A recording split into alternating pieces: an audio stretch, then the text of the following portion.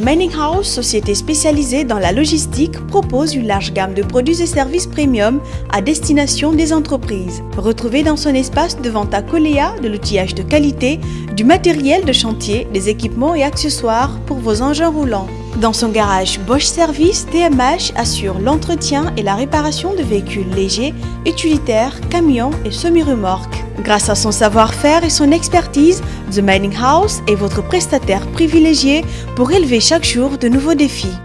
Bonsoir chers téléspectateurs, amis sportifs. Vous comprendrez la joie et la ferveur dans ce autre numéro des coulisses de la CAN Égypte 2019. La Guinée vient de s'imposer sur le score de 2-0 face à la formation burundaise. Au compte donc de son troisième et dernier match de groupe, la Guinée donc après un nul et une défaite vient d'enregistrer sa toute première victoire dans cette compétition grâce bien sûr à deux réalisations de Mohamed Lamine Yattara à la 25e et 52e minute. Mohamed Lamine Yattara Elo a donc été élu l'homme du match de cette rencontre. Et mes téléspectateurs, je vous laisse d'ailleurs revivre les moments forts de ce match, suivi bien sûr de la réaction des acteurs de cette victoire, surtout l'homme du match. Mohamed Lamine Yattara est parmi les intervenants.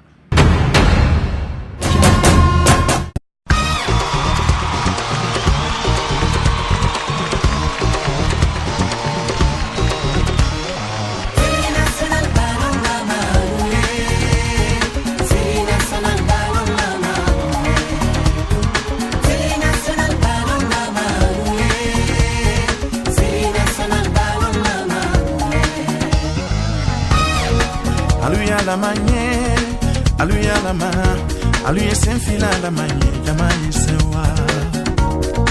Aluya la manye, fadi banku la manye, jamani sewa. Façon de nunko kayata aluye, demise nunko kayata aluye. Façon de nunko kayata aluye, demise nunko kayata aluye. Kanintan sembela Sili national ballon bombo moube Sili national ballon bombo moube Sili national ballon bombo moube Sili national ballon bombo moube Konto birema balonde Konto sirama tirema Esili no anime Ogine no rien Kono rien rumsingene dunia Mara ina mesini serumbe nara akira keren nankolo asese yola yara na butu mana sembera dunya sabinara yo yaga foma dunya na sabinara sabifani fansili fanga sabinaya edunya watina mayo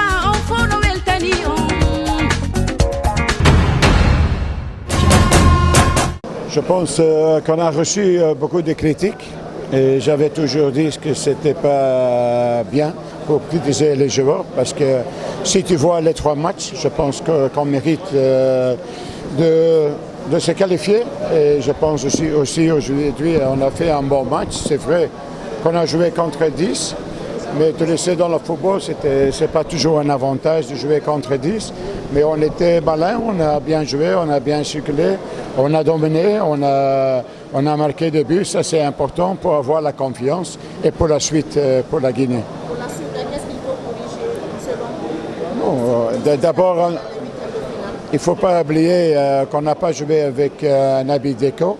Si l'Égypte ne joue pas avec un Salah ou le Sénégal ne joue pas avec un Malais. Ici en Guinée, on ne parle pas de ça, c'est un joueur aussi important. Alors maintenant, on doit voir si on va récupérer.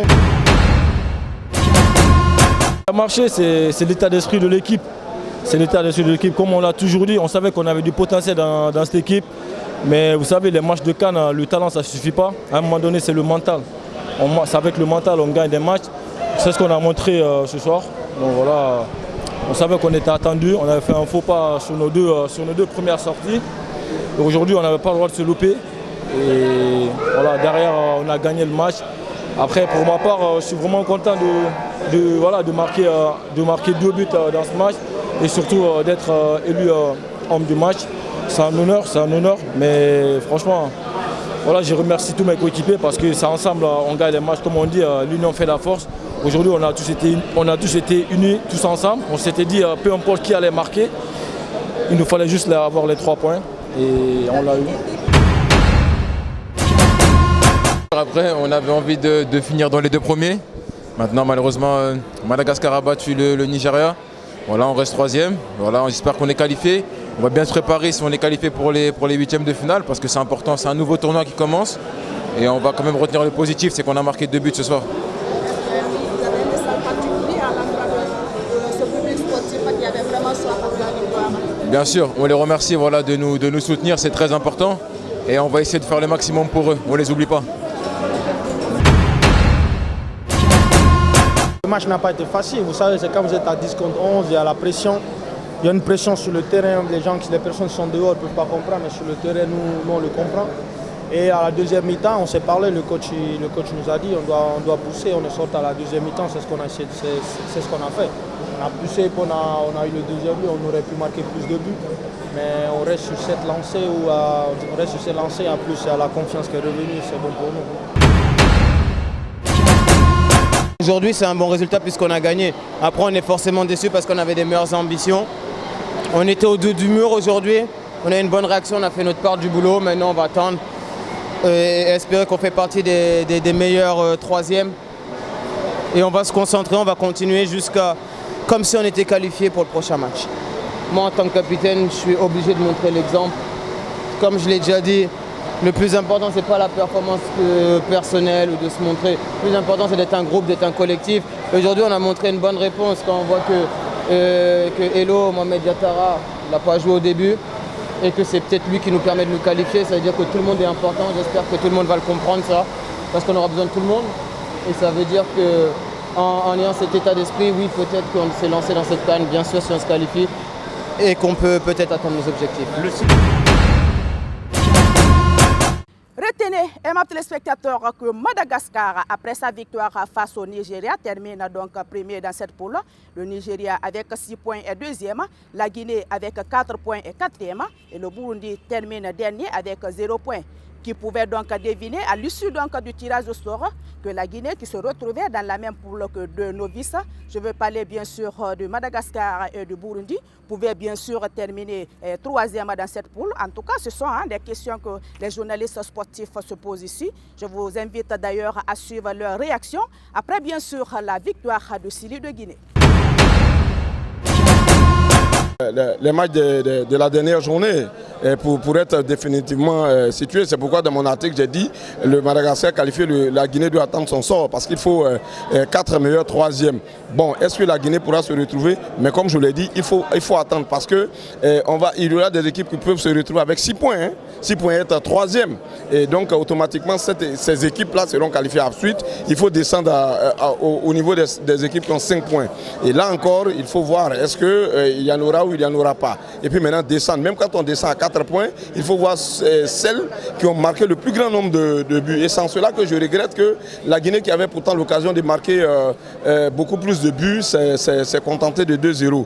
Cela peut jouer négativement, mais attendons, il faut toujours croire. Mais peut-être qu'on me dira que croire c'est pour tout le monde, la croyance c'est pour tout le monde.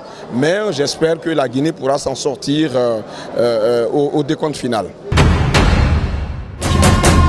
Retenez quelque chose que l'histoire ne retiendra pas, le contenu du match. L'essentiel est que la Guinée a obtenu les 3 points, même s'il y avait quelques déchets techniques dans le jeu. Mais l'objectif de la rencontre, c'était de la gagner. On a vraiment entendu. Depuis 2012, si j'ai bonne mémoire, la Guinée n'a pas pu s'imposer dans une phase finale de la Coupe d'Afrique des Nations. Alors aujourd'hui, on a couru derrière la victoire et grâce à Mohamed Lamine Yattara Elo, cette équipe de Guinée a pu obtenir, oui, élu meilleur joueur de la rencontre.